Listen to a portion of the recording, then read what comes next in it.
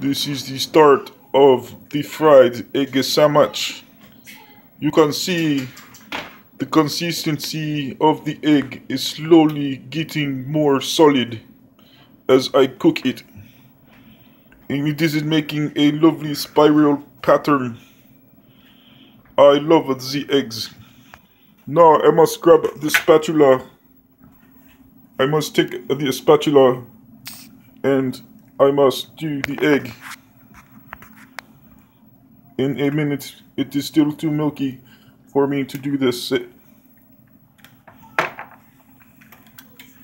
So, I will drink my coffee.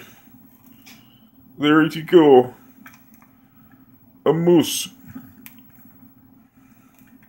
This is actually my camping cup that I take when I go camping. And now we will pour Seamus some coffee.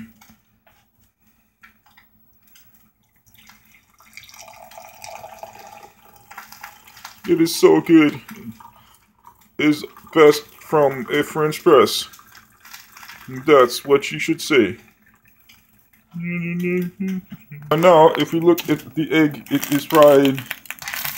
And so we need to flip it over. Goodbye, little baby egg. You shall be so tasty. Seamus, could you grab me a plate, please?